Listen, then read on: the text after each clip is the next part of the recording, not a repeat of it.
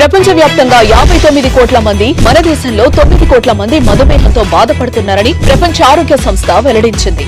ప్రతి 7గురిలో ఒకరు డయాబెటిస్ తో బాధపడుతున్నారు. భవిష్యత్తులో ప్రతి 7గురిలో 4 అయ్యే అంచనా. డయాబెటిస్ మీద పూర్తి అవగాహన అందించి డయాబెటిస్ నుంచి తెలుగు ప్రజలను కాపాడే ప్రయత్నం చేస్తోంది సుమన్ టీవీ.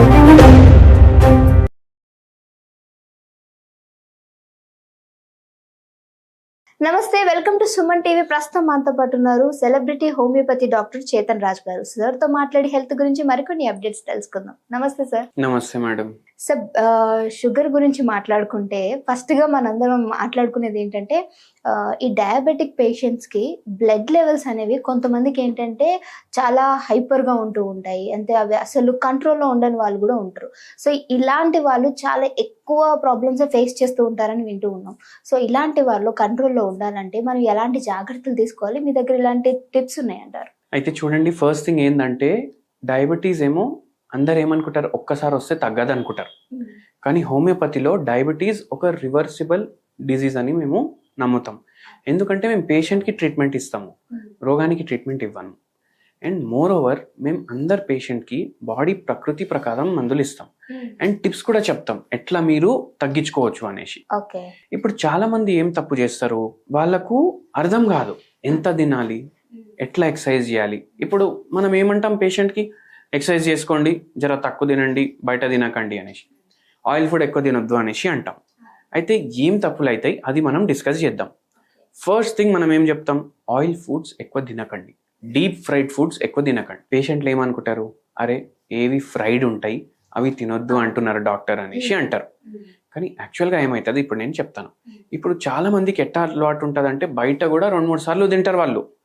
కానీ అరే మనం ఫ్రైడ్ తినట్లేదు కదా, మనము దోశ తినేద్దామని అనుకుంటారు.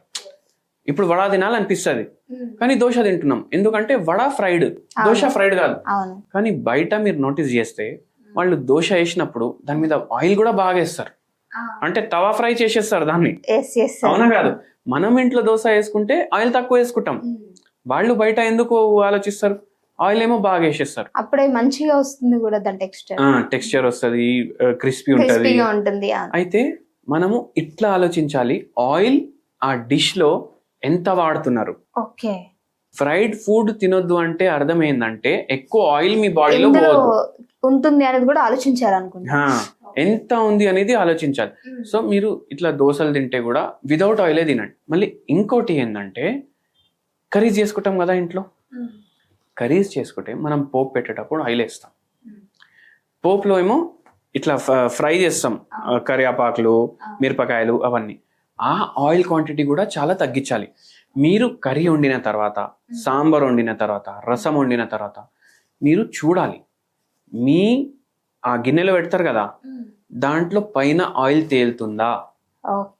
మీకు ఆయిల్ మీరు పోపు పెట్టిన తర్వాత అంతా మిక్స్ చేసినాక మీకు పైన ఆయిల్ కనిపించొద్దు, అంటే ఏ మోతాదులో వాడాలనేది ఆడియన్స్ కి అర్థమై ఉంటుంది. సో ఈ తప్పులు చాలా మంది చేస్తారు. ఒకసారి ఇలా అనుకుంటే యాక్చువల్ గా మన నిలువ పచ్చడిలో ఇంకా దారుణంగా ఉంటుంది కదా సార్ ఆయిల్. అవును. సో అవి డయాబెటిక్ పేషెంట్స్ కి చాలా డేంజర్ అని చెప్పొచ్చు. ఇప్పుడు ఎక్కువ ఆయిల్ ఉంది, ఎక్కువ మీరు డీప్ ఫ్రై చేసిండ్రు, కుకింగ్ అప్పుడు ఎక్కువ ఆయిల్ వాడినరు అంటే అది కొంచెం ప్రాబ్లమాటికే ఉంటుంది. మళ్ళీ రీయూజ్ చేస్తారు ఆయిల్ని. ఇప్పుడు ఫ్రైలు చేసుకున్నారు, ఫ్రైమ్సో అప్లాలో ఏవో ఫ్రైన్ చేసుకున్నారు, ఆయిల్ తీసి ఏం చేస్తాం, మళ్ళీ స్టోర్ చేసుకుంటాం, అదే కర్రీస్లో వాడతాం. అట్లా రీయూజ్ చేయొద్దు ఆయిల్. అదే ఏదైనా సరే భయ్, ఏం పోతుంది, మన హెల్త్ కన్నా ఎక్కువ అయితే కాదు కదా, అవునా కదా? 100 కోసం ఆలోచిస్తాం, తర్వాత లక్షలు పెట్టాల్సింది అయిపోతుంది. అది ఆ తప్పు చేయొద్దు. మళ్ళీ వెరీ ఇంపార్టెంట్లీ ఏదంటే ఏ ఆయిల్ వాడాలి. ఇప్పుడు ఏ ఆయిల్ వాడాలంటే అవకాడో ఆయిల్ బెస్ట్, కానీ అవకాడో ఆయిల్ కాస్ట్లీ ఉంటుంది చాలా. సో అవకాడో మీరు అఫోర్డ్ చేయగలిగితే వాడండి, లేదంటే ఆలివ్ ఆయిల్ వాడండి, అది జర మీడియం ఉంటుంది రేట్. అది కూడా మాకు జర ఎక్కువ అనిపిస్తుంది బై అంటే మీరు కోకోనట్ ఆయిల్ వాడండి. కష్టం సార్ కోకోనట్ అంటే. సరే, మీరు ఎప్పుడైనా తిన్నారా కోకోనట్ ఆయిల్ తో వండుకొని? మళ్ళీ మీరు ఎట్లా చెప్తారు కష్టం అనేసి? అంటే అది మన బాడీకి సెట్ కాదు, ఎందుకంటే ఆ స్మెల్ కూడా డిఫరెంట్ వస్తుంది అనేది తెలుసు సార్. ఇప్పుడు కేరళ ఉంది కదా, అవును, కేరళలో వాళ్ళు కోకోనట్ ఆయిలే వాడతారు. అవును. అక్కడ డయాబెటిక్ వాళ్ళ రేట్ కూడా తక్కువ ఉంటది, హైపర్ టెన్షన్ వాళ్ళు తక్కువ ఉంటారు, ఒబేస్ వాళ్ళు తక్కువ ఉంటారు, వాళ్ళు కోకోనట్ ఆయిల్ వాడతారు. మళ్ళా వండినప్పుడు మీకు స్మెల్ రావచ్చు, వండిన తర్వాత ఎటువంటి స్మెల్ రాదు, టేస్ట్లో కూడా మీకు డిఫరెన్స్ ఉండదు. అయితే ఒకసారి ట్రై చేయాలి. ఒకసారి ట్రై చేయండి, దాని తర్వాత మీకు తెలుస్తుంది. మళ్ళీ ఇది ఆయిల్ గురించి చెప్పినాను నేను. ఇప్పుడు రైస్ ఉంటుంది, రైస్ తినొద్దు అనేసి అంటారు. అవును. ఎందుకంటే దాంట్లో కార్బోహైడ్రేట్ ఎక్కువ ఉంది. ఏం చేస్తాం, అరే రైస్ తినొద్దు అనేసి అంటారు మనకు డాక్టర్లు. మనం ఏమనుకుంటాం, చపాతీ తినొచ్చు. ఈ నోషన్ ఎక్కడి నుంచి వచ్చిందంటే ఇట్లా జనాలే అనుకున్నారు, రైస్ తినొద్దు అని డాక్టర్ చెప్తుండు కాబట్టి మేము చపాతీ తింటాం. మళ్ళీ కొందరు ఏం చేస్తారు, చపాతీ తినే బదులు పూరీలు కూడా తింటారు. పూరి మళ్ళీ ఫ్రైడ్ అయిపోతుంది కదా. సో ఏం చేయండి అంటే, మీరు రైస్ తినకుండా మీరు జొన్న రొట్టె తినండి. ఒక పూట ఒకటే జొన్న రొట్టె తినండి. మధ్యాహ్నం మీరు తింటే రైస్ తినండి, కానీ ఎంత తినాలనిపిస్తుంది దాని సగం క్వాంటిటీ తినండి. అయితే 50% క్యాలరీస్ అయితే మనం తీసేసినాము, 50% క్యాలరీస్ మన బాడీలో పోతాయి. మీరు దీని మీద ఏం చేయండి అంటే, కర్రీ క్వాంటిటీ ఎక్కువ వాడండి. కర్రీ క్వాంటిటీ ఎక్కువ వాడితే మీరు రైస్ తక్కువ తింటారు, కర్రీ ఎక్కువ తింటారు. అప్పుడు ఏమవుతుంది, మళ్ళీ అక్కడ బ్యాలెన్స్ క్రియేట్ అవుతుంది. ఫైబర్ ఎక్కువ పోతుంది, విటమిన్స్ పోతాయి, మినరల్స్ పోతాయి, వాటర్ కూడా ఎక్కువ ఉంటుంది. సో అవి ఫుల్నెస్ ఇస్తాయి మన కడుపుకి.